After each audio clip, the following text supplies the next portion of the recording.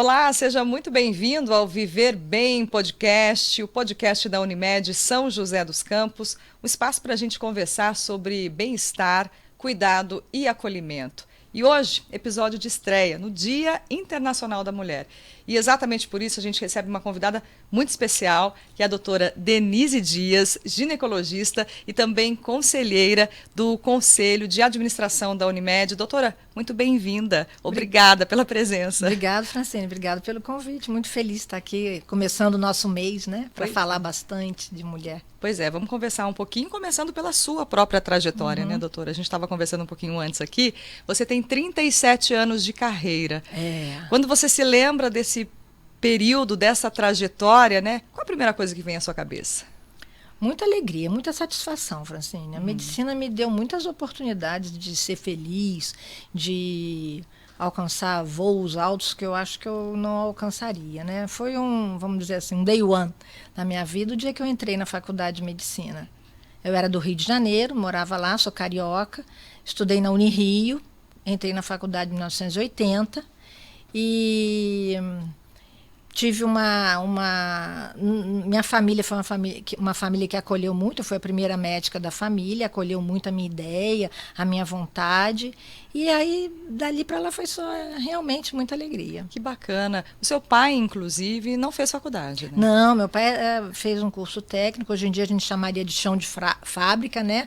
Trabalhou 45 anos numa fábrica, mas era uma pessoa de visão, empreendedora no sentido emocional da palavra, né? Sim. Porque ele sempre deu força para minha mãe, autorizou minha mãe a tirar título de eleitor, numa época que o marido tinha que autorizar a mulher a ter título de eleitor. Ela foi a primeira, vamos dizer, da família, sempre com críticas, né? E mesmo ele sempre foi assim. Então, mesmo quando eu já tinha irmãos com curso superior, e quando eu falei da decisão da medicina, era a única, foi bacana, né?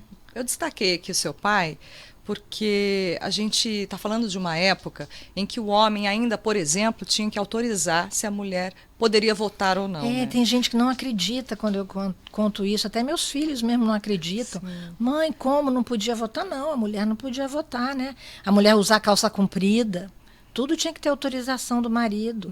Eu nasci em 61 e não lembro que ano foi que a mulher pôde ter essa autorização, que o marido poderia. Foi um pouco depois, que eu era bem criança. Eu sempre ouvi eles contarem com muito orgulho disso. E o quanto é importante a gente falar sobre isso aqui, exatamente para colocar o homem também nessa posição, né, de entender como foi essa trajetória. Porque a gente discute muito sobre mulher, mas sempre no universo feminino.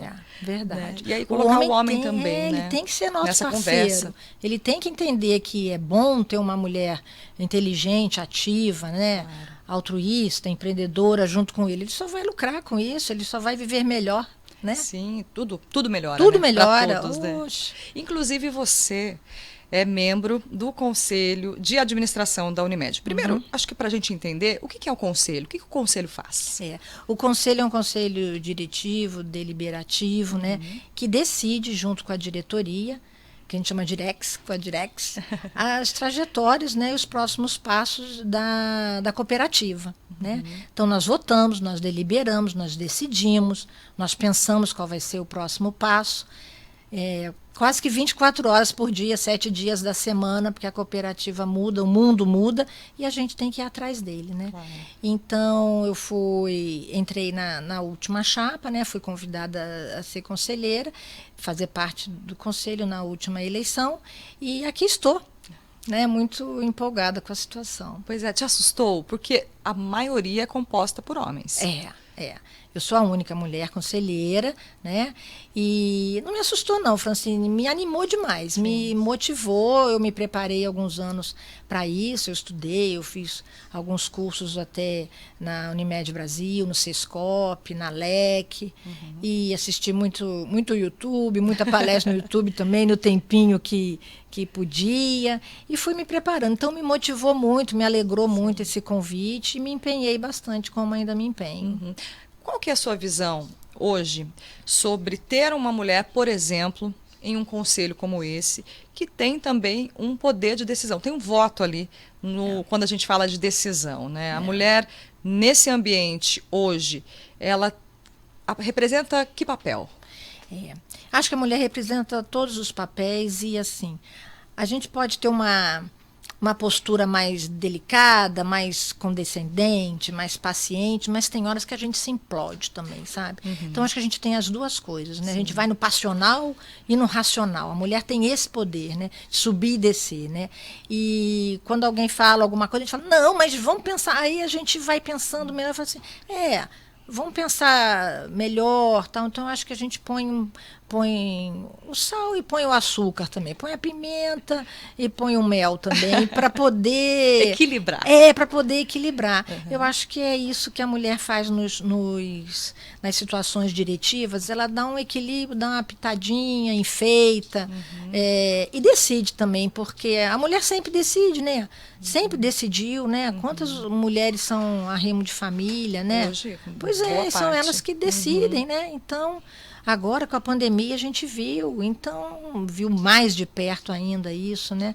Então a mulher, ela dá esse tempero bom num conselho. E traz também essa diversidade, né? De pensar diferente, né? A mulher, por exemplo, tem a questão da maternidade muito forte, né? Não só o homem tem a paternidade, claro, mas a mulher, né? O fato de amamentar, de gerar, ela tem outras experiências que trazem essa diversidade para um conselho. Sim. Né? Então, Francine, eu falo quando né, algum diretor, algum gestor fala, mas mulher está em idade de engravidar, perguntou se ela quer engravidar. Eu lembro que minha irmã, que também falando da trajetória, retrocedendo um pouquinho, minha irmã fez arquitetura, ela é bem mais velha que eu, ninguém nem da família sabia o que era arquitetura. Meu pai só falava, é parecido com engenheiro, então é bom. Né? E ela, quando foi numa entrevista de emprego, ela levou uma declaração do médico dela, do obstetra dela, que ela tinha feito laqueadura na segunda gestação. Ela tinha que provar que ela não ia engravidar, entendeu? Ela levou um atestado que foi realizado, laqueadura, tubário, tal. Então, você vê hoje em dia é impossível isso. E eu falo com os gestores, olha, essa licença maternidade tem que ter.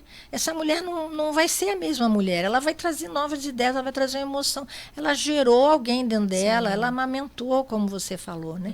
Então, isso vai colorir, vai dar uma outra visão nesse conselho, nessa gestão, nessa direção de uma empresa. Claro, fica diverso, né? Fica diverso. E está provado que a diversidade é que traz novas ideias, inovação, né?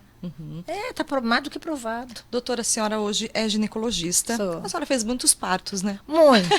Ai, Francine, povoei São José. Né? Você tem ideia de quantos? Ai, não tem. Todo mundo fala isso. Já contou? Nunca contei. Mas é muita gente. Muita gente. São 37 anos de carreira. Parece que você parou de fazer parto há pouco tempo, recentemente.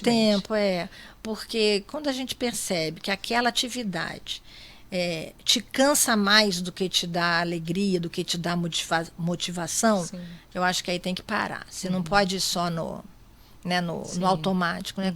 Talvez tenha esgotado ali naquele momento, né, tudo que você enxergou de oportunidades e de E as de nossas vontade de pacientes estar também, ali, né, vão envelhecendo, né? Sim. Então, aquelas que eu fiz o parto estão entrando tem no as climatério, filhas, de menopausa. repente. Pois então... Acho que caiu bem. Legal. Foi na hora boa. Bacana. Vamos falar um pouquinho, então, sobre essa questão da mulher, né, e da maternidade, já que a gente entrou nesse assunto. Você recebe hoje, por exemplo, ainda, ou deve receber, muitas queixas de mulheres que se sentem inseguras nesse momento exatamente porque a escolha da mulher ainda de não ter filho ou de ter filho ainda é carregada de muitos julgamentos e de muita culpa, principalmente por parte da mulher, né? Francine, hoje em dia a mulher quer ter uma... É engraçado isso porque a minha filha, quando se formou em medicina e terminou a residência, falaram para ela assim, e agora, sempre falando que a mulher está demorando muito para engravidar, demorando muito. Aí, quando ela falou assim, não, agora eu vou querer engravidar, o professor falou para ela, e o mestrado? Eu falei assim, a gente tem aula de que a mulher está demorando para engravidar. Quando a gente fala que vai engravidar, mas você ainda não tem, você não tem mestrado e tal. Então, é isso, essa dúvida que o mundo jogou nas costas da mulher, né? Mas já vai... engravidar, e você ainda não fez isso. Ué, engravida e faz, a vida não para porque a Sim. gente engravidou. Claro. Né? A vida vai continuar. E então essa escolha deixa a mulher agora, com congelação. Possibilidade de congelar De óvulos, congelar né? óvulos e tal. Isso ainda dá mais uma chance para a mulher, né? Aí ela tem que discernir bem, porque senão é mais uma dúvida, não é uma chance. Sim. Então ela tem que parar e pensar bem, porque. E é a opção mesmo de não vou querer gestar. Ou vou querer gestar agora, é uma opção dela e ela tem, e nem é por isso é mais ou menos mulher, Claro. vai ser mais ou menos feliz, né? Não, é assim, e isso faz parte da vida, do movimento da vida. Ninguém sabe tudo hoje, né? A gente amanhã pode até mudar de opinião, né? Pois é, hoje a gente está fazendo essa discussão aqui abertamente, sem nenhum problema. Duas mulheres, né? Você tem filhos, eu não tenho. É isso. Eu já passei dos 40, ainda não tenho filhos. Não sei se vou ter, por enquanto não tenho esse desejo, né? Provavelmente não terei. E a gente está conversando abertamente, mas isso provavelmente, lá atrás, quando você começou na medicina, ninguém questionava. Não tinha essa. A mulher não questionava. Não, assim, a gente casava e engravidar, evitava um pouco, tal, mas tinha assim, e neném vem quando? Sempre, né, essa pergunta. Não tinha. Eu acho que eu não tive nenhuma amiga que não teve filhos, entendeu? Porque não tinha essa opção de não, acho que eu não vou querer, acho que não é para mim, entendeu? Não é o meu caminho. E pronto, e tá bom também, né? E o que muda para a medicina, por exemplo, nessa nova realidade, nesse novo contexto? Ai, muda muito. Você não tem aquela caixinha fechada, né? Você tem que abrir a caixinha, né? Você tem também a mulher homoafetiva, que quer engravidar, então ela vai fazer uma inseminação, né? E você tem que estar aberta para isso, porque até poucos anos a gente falava, você não gosta de homem, por que vai engravidar? Não, ela vai engravidar, ela quer ser mãe, mas né, a opção sexual, gênero e etc. não interessa pra gente, interessa é o desejo dela, né? Se for uma coisa só provando, só estimulando saúde, bem-estar e, poxa, gerar um cidadão de bem, não importa, né? Sim. Se foi por inseminação, se é uma família composta por 2 mulheres, 2 homens, é uma família, é uma coisa gostosa, então não tem... E então isso a gente teve que sair da caixinha, o ginecologista teve que sair da caixinha para entender essa nova mulher. Aceleradíssima, né? Porque cada hora parece uma novidade, né? Agora a gente está congelando, agora tem essa opção do homoafetivo, né? Ser mãe. Então a gente tem que caminhar junto. E você percebe que esse é um movimento de todos ou ainda existe algum tipo de resistência? Por parte dos médicos. Dos médicos. Eu acho que não. Eu acho que já está todo mundo bem, porque fala em congresso, então quem frequenta congresso, quem vai a congresso, é aula de congresso isso, não tem mais tabu, né? Sim. Não é mais tabu você não receber. Era igual muito antigamente a mãe solteira. Não era uma barra, não era um tabuzão. E agora não é. Então isso aí já foi ficando, já passou, agora está natural. E a medicina também ela vai acompanhando, claro, né? O que vai acontecendo na sociedade. Claro, a gente tem que acompanhar e é isso, sair da caixinha e se jogar com a paciente, qual é a vontade dela, dentro da saúde, dentro do bem-estar, qual é a vontade dela? É nessa que a gente vai abraçar, ó. Tamo junto. E hoje, quais são as principais queixas das mulheres no consultório em relação à saúde mesmo? Cansaço. Cansaço, Francine. Toda mulher se queixa que está cansada. E aí você tem que avaliar, né? Eu costumo dizer, olha, fazer a parte clínica, dosar os hormônios, dosar as vitaminas, eu consigo. Agora você tem que parar e ver seu dia a dia, como é que tá. Você não tem que terceirizar alguma coisa.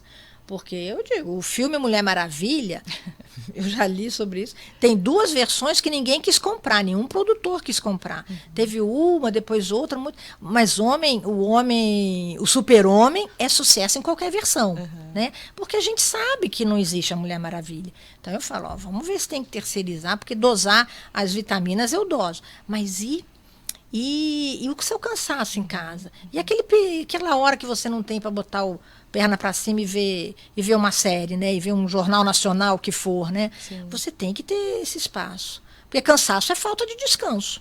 E é falta também da mulher delegar, como você disse, né? Eu preciso pedir ajuda, dizer que eu não consigo fazer tudo, que eu não dou conta de tudo. Você acha que é falta de um posicionamento também, né? Obviamente, da mulher? Acho que a mulher, ela tem, a mulher ainda, algumas ainda não sabem assim, ou quer se posicionar brigando, entendeu? Poxa, ou ela se anula, né? Então a gente tem que saber esse meio termo. Convencer quem está com a gente que, olha, eu tenho que, né? Eu tinha uma maneira de falar no consultório que era assim, eu sempre perguntava para a paciente quando ela ia fazer a revisão de parto, e aí, seu marido ajuda? Aí ajuda, ai, que bom, porque senão a gente fica cansada. E aí eu mudei, porque não é assim, ajuda, né? Não ajuda, ninguém ajudou a fazer o neném, né? Então, é parceria, né? Então, eu já mudei, eu falo assim, e aí ele participa bem? Participa, pega para arrotar, pega fazendo joia. Então, é assim mesmo, dá sempre um neném para ele arrotar, entendeu? Então, a gente foi mudando, até a palavra você tem que mudar para ver se motiva, né? Então, eu digo isso, ó, o filme Mulher Maravilha não foi sucesso, porque a gente sabe que a gente não é, né? E se você reparar, Mulher Maravilha nunca é feliz no amor. Né? Mulher Maravilha sempre tem um amor impossível que não conseguiu, então não pode. Doutora, e por falar em Mulher Maravilha, a gente está vivendo hoje uma realidade muito bacana, que é a expectativa de vida. Isso. Que aumentou. Né? A mulher, o homem, enfim. Mas como nosso assunto aqui é mulher, vamos focar na mulher. A mulher está vivendo mais e melhor e mais tempo. Agora, existem ainda algumas questões relacionadas à idade dessa mulher que, infelizmente, ainda enfrentam aí muitos preconceitos, né? São questões relacionadas, por exemplo, ao mercado de trabalho. A mulher na menopausa, por exemplo, ela tem alterações que exigem cuidados especiais e muitas vezes no mercado de trabalho isso não é visto ou não é bem visto. Como é que a senhora enxerga essa questão? Então, é uma verdade, Francine, porque a mulher, quando chega na menopausa, em geral, ela já tem, né, vários anos de carreira, tal, já pensa até um período de aposentadoria, mas ela ainda é muito produtiva. Sim. Eu tenho paciente que vem me trazer convite de formatura. E ela fala, doutora, minha família falou comigo, vai trabalhar em quê com essa idade? E eu falo, não, estou pensando só no vestido do baile. Depois eu penso em que eu vou trabalhar. Sim. É isso, imagina, claro que pode. Você imagina a sabedoria de uma mulher que já passou, que já trabalhou num setor, trabalhou em outro setor e agora está chegando numa idade de maturidade. Isso é muito bom. Agora, as alterações da menopausa são alterações tratáveis. A gente pode tratar. É só a gente enxergar aquela mulher e falar, vamos lá, tem tratamento, não é ladeira abaixo menopausa, não é, entendeu? Climatério e menopausa é uma fase linda, uma fase que você não vai engravidar. Você tem o seu parceiro, se não tem, você pode arrumar outro parceiro. Segura, né, talvez. Você está mais segura, você sabe até escolher melhor. Não é? Você sabe escolher melhor. Você tem a sua dinâmica de vida já, você sabe mais o que você quer, aquilo mais seletivo, o que eu gosto, o que eu não gosto. Você não precisa fazer nada. As pessoas já te conhecem, fazer alguma coisa para o que vão achar de mim. Não tem disso, a gente já... Eu já me mostrei. Sabem que muito tempo, já sabem como eu sou. Né? Não é ladeira baixa, a mulher na menopausa é rica em sabedoria, é rica em momentos que a gente pode aproveitar muito. Inclusive, a diversidade e inclusão agora, né? O próximo passo do ISG, né? Que está super em alta nas empresas, né? Inclui negros, né? Indígenas, se for a população da região, trans, LGBT e 50 mais, que é a pessoa de 50 mais, tanto para perpetuar na função que ela está, como atingir, dar um outro cargo para ela galgar um andar a mais. Mas você enxerga que, por exemplo, a mulher 50 mais, ela é vista de uma forma diferente no mercado de trabalho do que o homem 50 mais? Acho que os dois ainda são vistos diferentes, sabe? Ainda é uma... A gente ainda não enxergou a sabedoria total, sabe? E vem uma moçada muito preparada, com muito curso, com muito... Né? E aí a gente fica achando assim, nossa, fiquei para trás. Não fiquei para trás, porque na minha época era isso que era a formação, né? E a gente, é óbvio, vai se atualizando, vai ficando ali, mas você também tem uma bagagem, assim, que os outros mais novos vão levar muito tempo para ter, né? Então, acho que ainda a gente vê com um olhar diferente. Mas agora, com diversidade e inclusão, eles têm que ser incluídos, sim. Perfeito. A questão da sexualidade também é algo que aflige muitas das mulheres nessa faixa etária, né, de 50 a mais. O que acontece no corpo da mulher? O que hoje a medicina tem de recursos para auxiliar essa mulher que aos 50 anos, diferente de 50 anos do passado, hoje está super ativa, está namorando, está saindo, está trabalhando e está fazendo o que ela bem quer. É isso. E o que a medicina tem hoje a oferecer para essa mulher que, de repente, encontra fisiologicamente mesmo algumas diferenças? É isso. Olha, 50 a mais, feminino, né? A entrada para a menopausa, né? O que nós podemos oferecer? A reposição hormonal, conhecida, sabida, a gente sabe até onde pode ir, até onde não pode ir. Quem não quer fazer, quem não pode, quem acha que não é o seu caminho, você tem outros medicamentos que mimetizam a falha da função hormonal do nosso ovário, né? Que você pode também... Tem que buscar bem-estar, né? Para o interesse sexual, para a sexualidade, você tem hidratante, você tem reposição hormonal só local, só vaginal, você tem os hidratantes vaginais, você tem o laser vaginal para melhorar aquele colágeno daquela vagina, aquele colchãozinho, né? Ficar um colchãozinho bom, uma sexualidade boa. Tem muita coisa para fazer. Não pode sofrer sozinha. Tem que compartilhar e buscar recursos. Porque eu acho que existe um temor também da mulher em expor isso, né? Mesmo que para a médica ou para o médico, enfim, existe esse temor e uma autocobrança. É a gente achar que é assim e pronto. Até pelo que ouviu a mãe falar, né? Ah, você vai ver. É o inferno a menopausa. Você vai ver. Pois é. Né? Você vai ver. Como a gente fala pra mocinha, né? Ah, a menstruação é assim mesmo, você vai ver. Vai só parar quando você ficar velha, é um inferno a vida toda. E aí a menina cresce como com aquela menstruação, né? Então a mulher na menopausa, às vezes ela tem vamos dizer assim, uma visão, né, do que era, do que passou para ela, né? Não só eu tenho uma psiquiatra que falava para mim, Denise, o pior não é a genética, é o olhar de todo dia. Então você tem aquela história de uma mãe, de uma parenta, de uma madrinha que sofreu muito na menopausa, numa época que não se tratava, você vai achar, chegou a minha hora de sofrer, então deixa eu me entregar porque eu vou sofrer. Não pode. Até porque eu me lembro da minha mãe, inclusive, comentando comigo sobre e os riscos da reposição hormonal, enfim, não vou fazer porque eu tenho medo. O que a gente pode dizer sobre isso? Hoje mudou muita coisa, né, doutora? Muito, muito. A gente sabe quem pode, quem não pode, quem vai lucrar, quem não vai lucrar com a reposição hormonal. Você tem reposição hormonal via oral, gel. Vamos dizer assim, a gente tem um cardápio para todo mundo, tá? Ninguém vai ficar desamparado.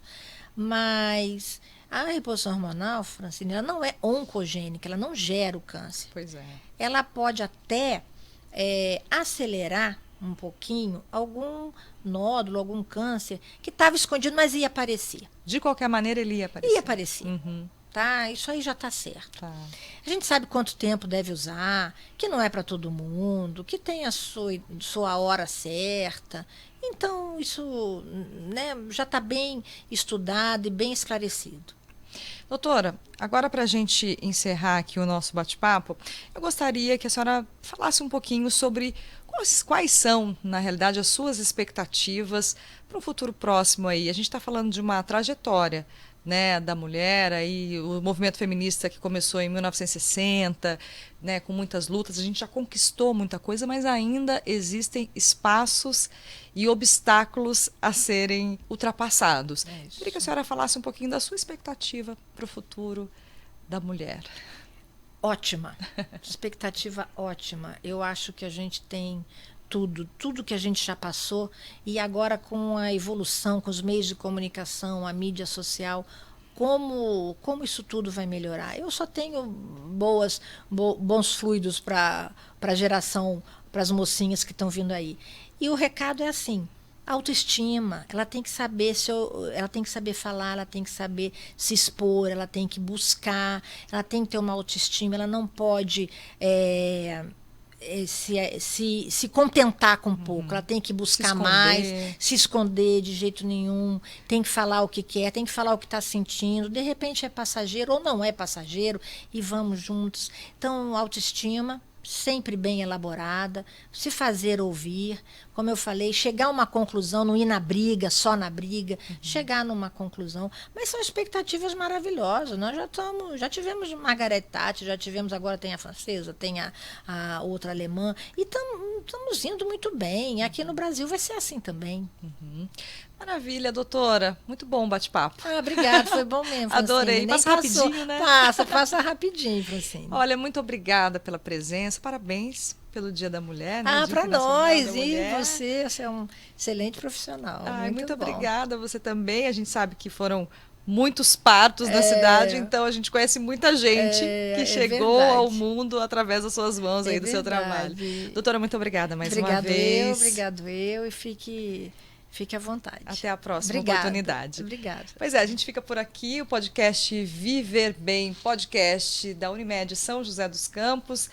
Vai ter mais episódios. A gente vai continuar aqui, sempre trazendo informação, bem-estar, cuidado e acolhimento.